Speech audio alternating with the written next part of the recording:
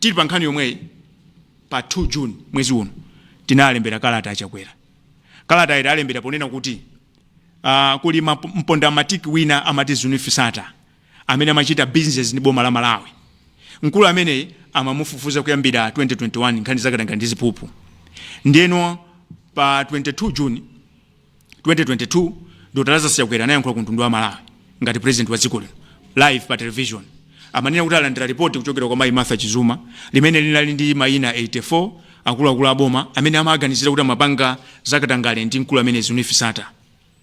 Ndeno usiku umenewo president Dr. Lazarus Chakwera adanena kuti akanakhala kuti si malamulo samalola bweza atachosa wachiwiri wawo malemu Dr. Klaus Saulus Chilima chifukwa kuti adatchulidwa mu report imene.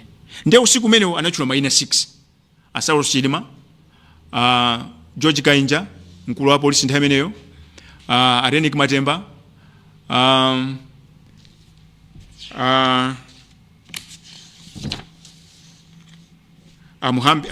Muhabi Mwambi,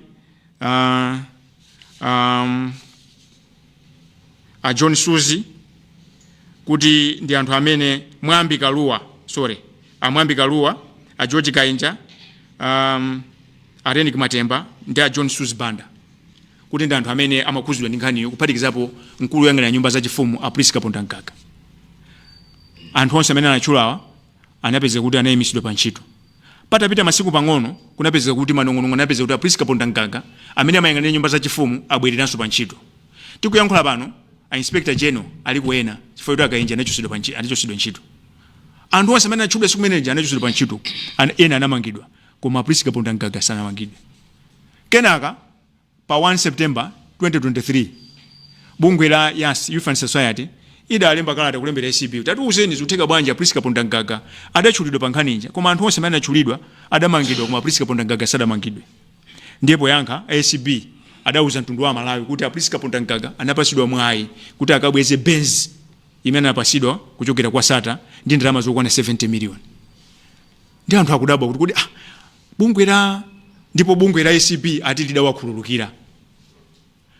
Ndi nkhani ndi imodzi ikukhuza Zuneth Sattar ndifa jana Saulus Chilima Akainja ndi ena onse aja adamangidwa koma munthu mmodzi sadamangidwe.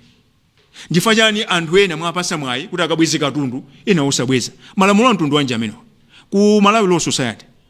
Nimageza ndi nkhani imutithandize because we are about to set a precedent. Akakhala ngati kanthawi yoyamba bungwe la uthana ndikatangale kumukhululukira munthu amene wabweresa yekha kutoko Priska Kaponda Mkaka zoti analandira adasimikiza okafana akabweza zinthuzo akanakhala sana alandire sana akabweza ndiye alembera Achakwera kalata akatha masiku 7 asanati yankhe tiyamba kupanga zionesero zabata ndi mtendere zowakakamiza Achakwera kuti achose Priska Kaponda Mkaka. Kuli nkhani zone kuti anapangidwa kiliye ndiye tikudabwa kunena kuti ACB chiyambire yapanga kukilia anthu angati zimene tikuziwa ife zone kuti anthu amapangidwa kiliye ku court.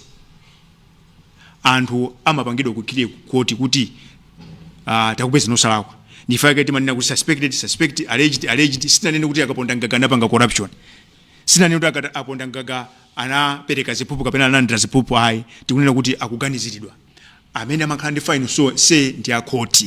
Ndiye tikudabwa kuti ACB yayamba liti kumakhululukira anthu kapena mapanga kili anthu nanga akumayuza yardstick yanji yokhululukira anthu chifukwa President Dr. Lazarus Chakwera pa 22 pacha usiku uja anachula mayina 6 anthu onse anamangidwa. Mfachani munthu mmodzi sanamangidwe ndiye mwayi wowapasa kuti akabweze katundu bwanji simukupereka kwa anthu onse amene akuyankha milandu. Ndisaonjeze gagandiwa nkhani ndi imeneyo Amalawi tonse amene timadana ndikatangale Amalawi tonse amene tikavote pa 16 tionesese kuti nkhani ya Priska Kaponda Mkaka mutu wake wagwirika kenaka tikavote apo ayi vote yathu ikhala yopanda ntchito.